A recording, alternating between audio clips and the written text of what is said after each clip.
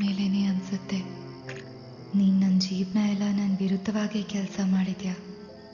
ಇದೊಂದು ಸಲ ನನ್ನ ಪರವಾಗಿ ಕೆಲಸ ಮಾಡು. ನನಗೆ ಸಾವಿನ ಭಯ ತೋರಿಸ್ದೆ ಒಂದೇ ಸಲ ಸಾಯಿಸ್ಬಿಡು.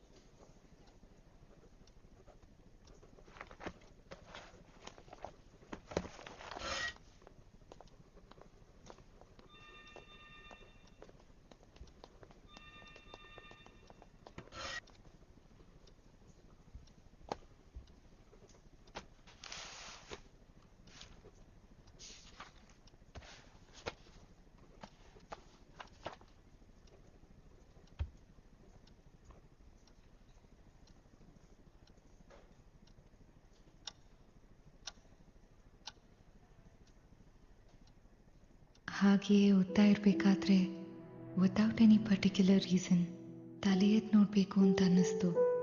ಅಥವಾ ಯಾರೂ ನನ್ನ ಕಿವಿ ಹತ್ರ ಬಂದು ತಲೆ ಎದ್ದು ನೋಡು ಅಂತ ಪಿಸ್ಕೊಟ್ಟಂಗಾಯ್ತು.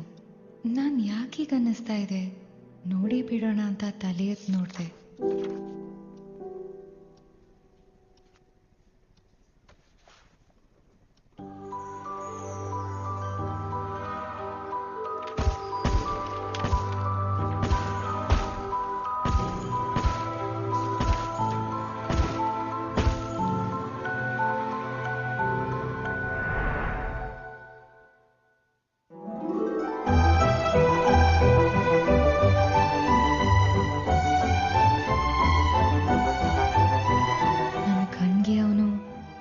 ಪ್ರಪಂಚದ ಅತಿ ಸುಂದರವಾದ ವಸ್ತು ತರ ಕಾಣಿಸ್ಬಿಟ್ಟ.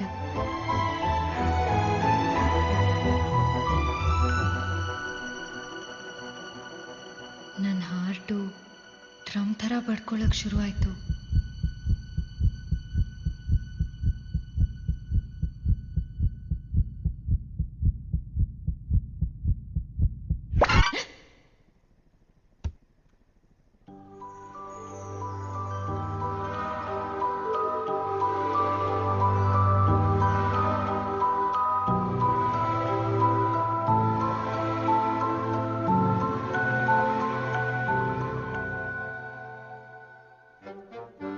ನೀರಿಗೇನೋ ಈಸಿಯಾಗಿ ಬಿದ್ದುಬಿಟ್ಟೆ. ಬಟ್ ಆಮೇಲೆ ಗೊತ್ತಾಯ್ತು ನನಗೆ ಈಜೇ ಬರೋದಿಲ್ಲ ಅಂತ. ಅವನು ಯಾರು ಏನು ಅಂತ ಒಬ್ರನ್ನ ನಾಚಿಕೆ ಬಿಟ್ಟು ಕಷ್ಟಪಟ್ಟು ಕೇಳೋಷ್ಟರಲ್ಲೇ ನನಗೆ ತುಂಬ ದಿನ ಹಿಡಿದ್ಬಿಡ್ತು. ಆಮೇಲೆ ಗೊತ್ತಾಗಿದ್ದೇನೆಂದರೆ ಅವನ ಹೆಸರು Rohit, first year MTech. So ನನಗಿಂತ 2 ವರ್ಷ ಸೀನಿಯರ್. ಅಪ್ಪ ಅಮ್ಮ ಇಲ್ಲ, ಅಕ್ಕ ಬಾವ ಇಬ್ಬರು ಸಿಂಗಪೂರಲ್ಲಿದ್ದಾರೆ. Class topper. ಆ್ಯಂಡ್ ಕ್ಲಾಸಲ್ಲಿ ಇವನ ಬಗ್ಗೆ ಯಾರನ್ನೇ ಕೇಳಿದ್ರು ಹೇಳೋದು ಒಂದೇ ಮಾತು, ಅವನು ತುಂಬ ಒಳ್ಳೆಯವನು ಮತ್ತು ಅಷ್ಟೇ ಇನ್ನೋಸೆಂಟ್ ಅಂತ.